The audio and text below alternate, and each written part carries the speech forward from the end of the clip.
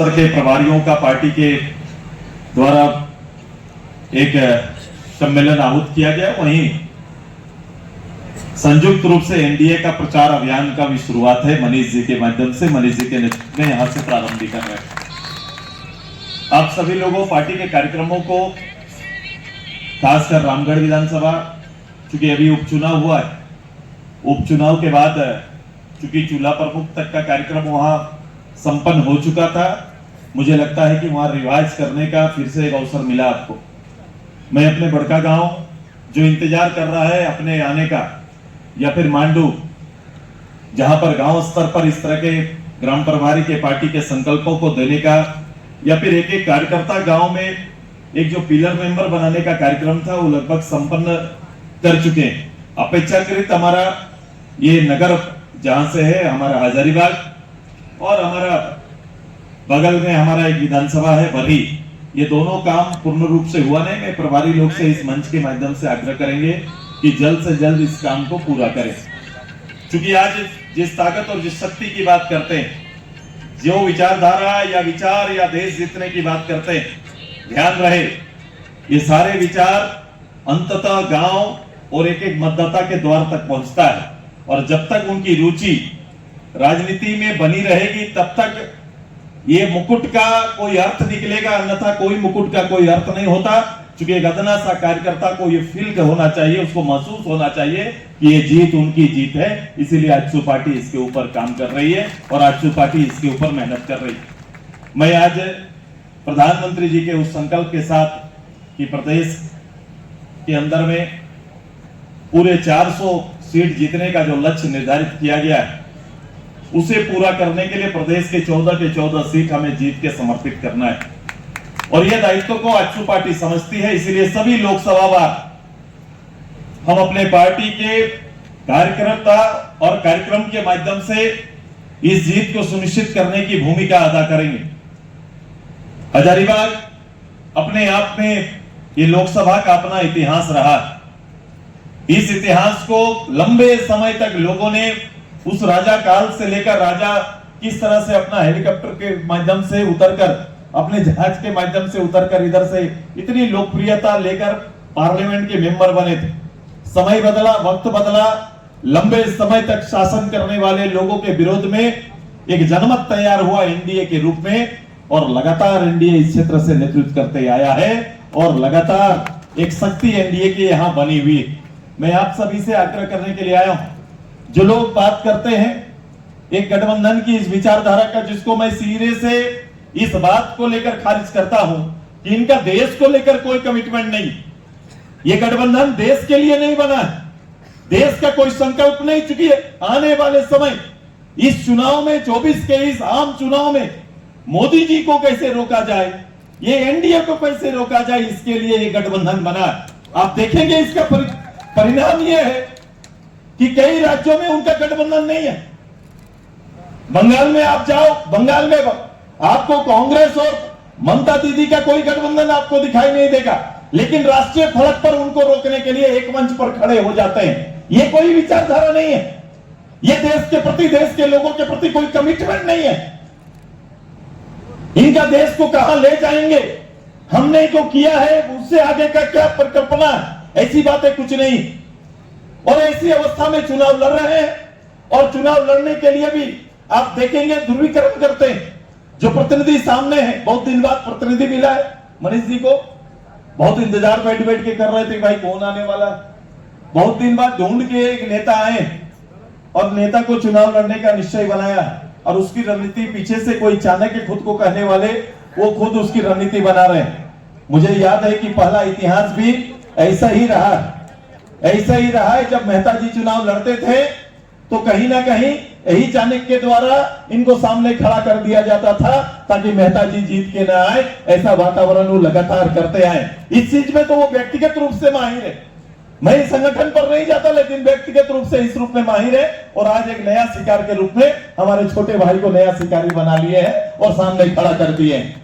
मैं आप सभी से आग्रह करता हूं कि राजनीति की अपनी परिभाषा, अपने बोल, अपने आचरण आएंगे, लेकिन हमें अपने राज्य के प्रति अपनी प्रतिबद्धता को बड़ा स्पष्ट रखना पड़ेगा। एक एक कार्यकर्ता चुनाव है, चुनाव में आएंगे, चुनाव का एक माहौल बनेगा, निश्चित रूप से रहिए, लेकिन आपको ध्यान रखना पड़ेगा इसी आम चुनाव के पीछे आपका लोकसभा का के बाद ही विधानसभा का चुनाव है। आपको उसके लिए पूर्ण रूप से तैयार रहना पड़ेगा और आपको उसकी तैयारी करनी पड़ेगी, क्योंकि जो लोग बैठे हुए हैं, जो लोग यहाँ पर आए हैं, जिस गठबंधन की चर्चा करते हैं, उसी तरह का एक गठबंधन यहाँ पर है। वो झारखंड मुक्ति मोर्चा के नेतृत्व में काम कर रहा है। झारखंड मुक्ति मोर्चा को सामने रखकर पीछे से कांग्रेस काम कर रही। आप देख रहे हैं, इनका कोई संबंध का कोई बड़ा आधार नहीं है, केवल जातीय ध्रुवीकरण के लिए दोनों साथ में रहते हैं। जातीय ध्रुवीकरण इनकी प्राथमिकता है और समाज को कहीं ना कहीं ठगने का काम करते हैं। अभी यहाँ खड़ा होकर हमारे खालिद साहब बात कर रहे थे कि वोट बैंक किस तरह से सुनिश्चित किया हुआ है। एक अल्पसंख्यक परिवारों को वोट बैंक के रूप में सुनिश्चित करके रखा है, एक हमारे इस क्षेत्र के आदिवासी परिवार को वोट बैंक सुनिश्चित करके रखा है। ऐसा वो उनकी मानक है, ऐसा मानते हैं वो लोग कि हमको वोट देंगे। मेरे कार्यकर्ता से अपील है कि वोट का मूल्य इतना सहज नहीं है कि कोई सीधे समाज का नाम ले और वोट ले ले। वोट हमारे भविष्य का निर्माण करता है, इस राज्य के भविष्य का नाम निर्माण करता है, देश के भविष्य का निर्माण करता है। ये देश के भविष्य के निर्माण का ये वोट है। और जब देश सामने देखेंगे तो कोई नरेंद्र बाबू के नेतृत्व से बाहर कोई सोच नहीं सकता है, उससे बाहर विचार नहीं कर सकता है, कोई विचार दूसरा बनता ही नहीं। मैंने कहा कि पहले उनके सामने देश का दूसरा प्रधानमंत्री तो सामने लेके आओ। ये लोकसभा के प्रत्याशी ला सकते हैं ढूंढ के, लेकिन आने वाला प्रधानमंत्री इतना किनका होगा, इनका कौन होगा, इनको पता नहीं। बताया किसी मंच में? कहीं चर्चा सुने हैं कि अगला प्रधानमंत्री के बारे में कोई चर्चा करते हैं? हम तो बड़ा स्पष्ट है कि हमारे प्रधानमंत्री कौन होंगे।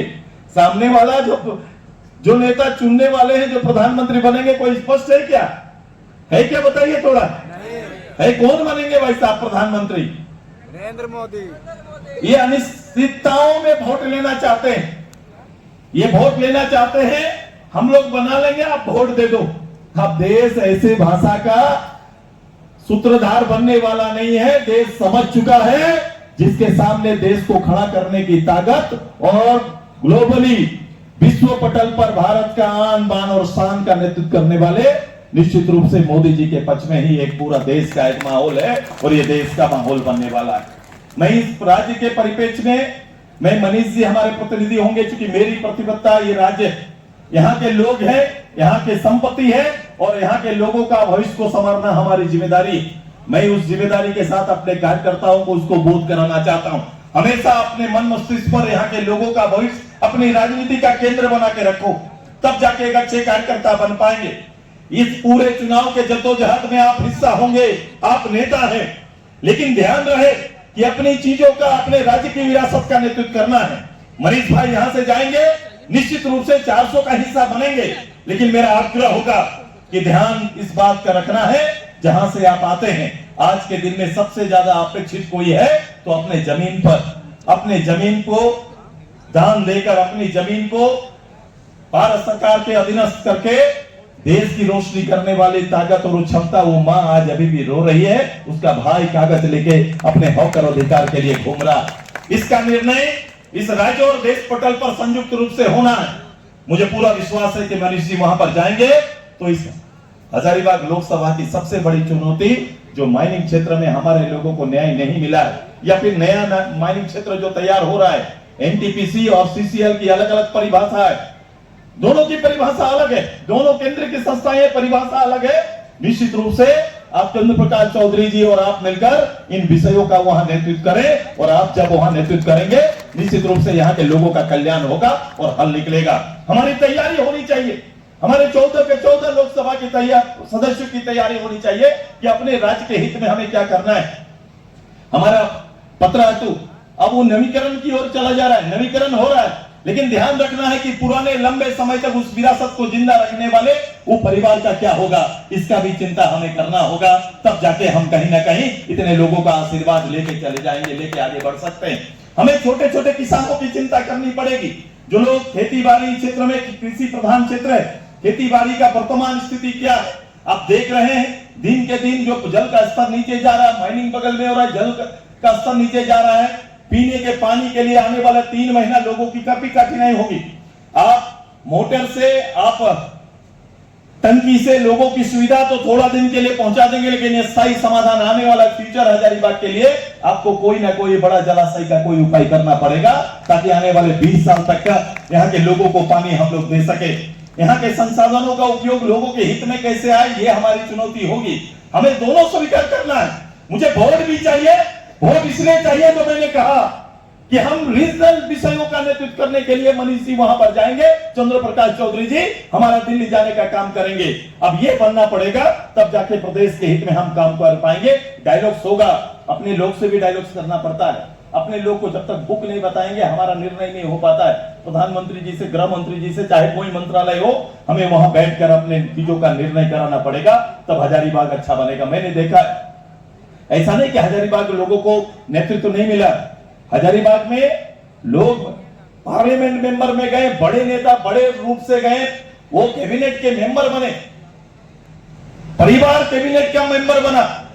लेकिन देखो मिला क्या आज के दिन में, अभी भी एयरपोर्ट, हमारा एयरपोर्ट अभी भी एयरपोर्ट वैसे ही है। एयरपोर्ट के नाम पर जब मुझे लगता है कि इस काल में सुनिश्चित है, लेकिन आज तक एयरपोर्ट में एक चारदीवारी तक सुनिश्चित नहीं हो पाया।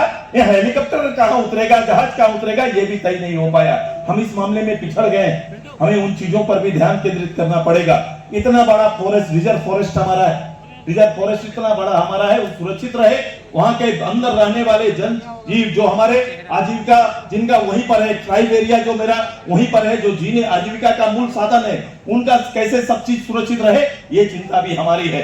मैं केवल राजनीति और वोट की राजनीति ना, मैं कैडर को केवल इस बात को केंद्रित करता हूं, जीत सुनिश्चित है, लेकिन ध्यान रहे जीत के उल्लास में हम अपने मूल विषय से चूक न जाए, इसका पूरा ध्यान रखना पड़ेगा, तब जाके वातावरण बदलेगा। ये लड़ाई मात्र दिसंबर तक का नहीं, बल्कि विषय को आगे खींच कर ले जाके खड़ा करने का है। हमें ध्यान रखना पड़ेगा आज के दिन में लॉ एंड ऑर्डर की स्थिति क्या है, सुरक्षा, महिला सुरक्षा का स्थिति क्या है। देखो इस राज्य में जो सरकार बनी है, ये सरकार किस दायित्व का निर्वहन कर रही है, ये बताओ। ये सरकार का कोई भी कहीं पर एक अदनासा एक विभाग कहीं भी लोगों के हित और कल्याणकारी कामों का नेतृत्व नहीं कर रहा है। एक बाजार बना के रख दिए हैं और पूरा सिस्टम को नेतृत्व देने वाले हर कोई, एक कर्मचारी से लेकर बड़ा पदाधिकारी उसका एजेंट के रूप में काम कर रहा है। ऐसी व्यवस्था नहीं चाहिए। मुझे एक सेवक के रूप में पदाधिकारी चाहिए। एक अच्छा शासन लाने के लिए भी आगे आपको तैयारी करना पड़ेगा। हजारीबाग की आम जनता आपके माध्यम से नेतृत्व पर विश्वास करेगी, लेकिन ध्यान पूरा रखना है कि कार्यकर्ता के रूप में आप अपनी जवाबदेही से न टलना। ये 5 लाख पार करने की बात चल रही है, आप चाहेंगे तो इससे ज्यादा विश्वास जीत सकते हैं। आपको मेहनत करने की आवश्यकता है, समन्वय बनाना पड़ेगा। भारतीय जनता पार्टी के कार्यकर्ता, आजसू के कार्यकर्ता, दोनों में समन्वय होना है। और समन्वय इसलिए होना है कि दोनों का विचारधारा लगभग एक है।